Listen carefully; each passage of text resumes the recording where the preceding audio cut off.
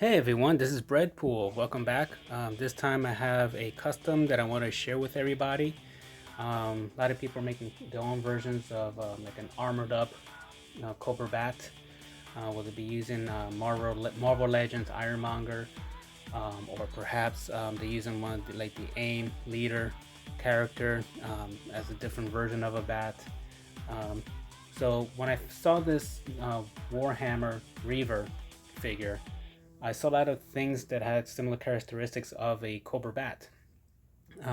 Basically, I'm going to show you now the package of this figure they can get from McFarlane. So if you notice here, and it's gray, so you have to paint the whole figure yourself, which is what I did.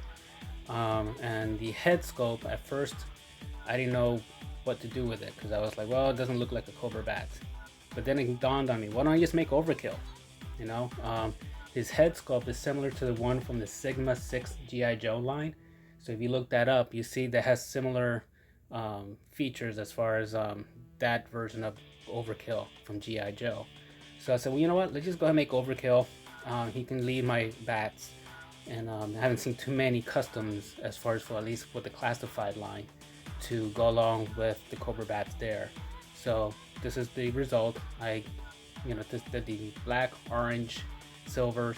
I did decide go with like the gold on his chest for the skull and blades emblem. I just kind of want to give him that more kind of like authority kind of. For me, it just seemed more appropriate to have that on his chest opposed to putting a silver or yellow, to keep going with the same thing. I just wanted something to kind of like stand out a little bit. Like, hey, this guy's a little different from the other bats. I mean, obviously, aside from the size and some of the sculpt.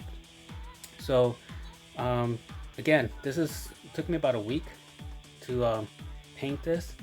The only thing as far as weapons that I had painted was his sword, or his long knife, if you want to call it, depending how you want to call it, on his back. So I'm going to go ahead and flip this on the back and show you the backpack and the blade that I went ahead and touched up on. So here's his back. So I painted his back mostly all black, with some orange accents, like where the exhaust are, where his jetpack area will be. So just to kind of keep that consistent theme on there. Also his sheath for his, I'm going to go ahead and call it a sword. Again, followed the same pattern with the orange and black. However, I was going to paint the handle of the sword orange, but I kind of want to be able to use the sword later down the road if I wanted to, for a different figure if I needed to. So I didn't want to be restricted just to have the orange on the handle. So taking out the sword, I went ahead and painted it again with a kind of dull gold color, and then I painted it with the silver blade. So, and what I liked of what McFarlane did with this, he didn't make this so tight that like if you paint this, it's going to be like rubbing off. It is kind of loose, so if you put this upside down, this sword will fall out most likely, but I don't see a reason why this figure should be going upside down a lot. So I want to show you now as far as the his head and how I painted that. So here's his head. Again, kind of kept the silver and black in the bottom part of it. Then I was able to find as far as like a human color to use for his skin. Again, with the brown mohawk. And what I like about this sculpt, he has like if you notice, it's kind of like a Frankenstein thing, where he has like either a bullet or a screw on this side, and then he has like a metal wiring going through his other side. So it's just kind of add to that more cybernetic implants and so forth added to this character. So definitely recommend, if you're able to find this McFarlane figure and you want to make a quick bulked up bat, whether it be Overkill or just if you want to putting on him an extra regular bat head, whatever you want to do. But here's just again an idea for the color scheme that you can use for if you decide to make a custom of this. Now I do want to kind of touch as far as the paint. When it comes to white, yellow, orange, I guess sometimes green, when you're painting, those who have used those colors, it's sometimes very difficult to paint with those, because you know, it's not going to be one coat. Like it's not like black or sometimes silver. You know, you pretty much 2 coats and you're pretty much good.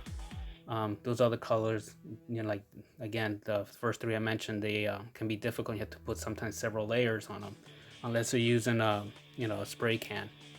So I just want to let you guys know what paint I used for the orange. I was able to find Forklift, which is this one here, and this one is the Vivid Orange multi-surface, and it worked very well for me to use on this figure here, and it closely matched as far as the Cobra Bat's classified color. So actually, even this guy here, originally had him with like yellow.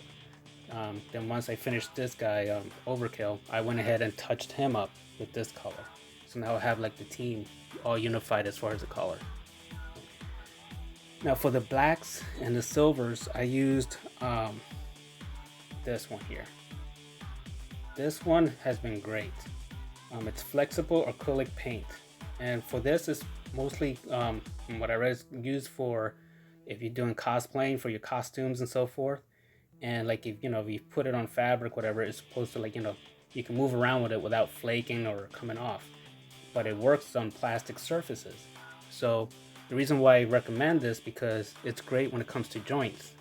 When you put on his elbows, knees, and so forth, you might get some slight where it might come off, but it's not as bad as compared to other paints that you may use, and then, you know, if you move the joint off, you see it's already coming off immediately. Because this is a flexible, again, it's a flexible acrylic paint, it doesn't rub off, it doesn't flake off. It's great for joints. It's you know, it's not 100% perfect, but it's, I think, one of the better ones they can use if you're going to customize the figure and want to paint their joints, and for it to fairly stay for the full time that you do the after you know, customize your figure. So definitely recommend using those paints. I got mine from Hobby Lobby. If you have any of those stores nearby you, I'm sure you can also order them online if you want. So anyway, just want to share this custom that I got. It's an easy custom. I'll have some pictures after this video that you can see how I pose them around in some action poses.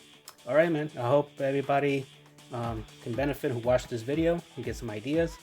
And all right, till later. All right, everyone, enjoy collecting, enjoy customizing, enjoy the hobby. See you later.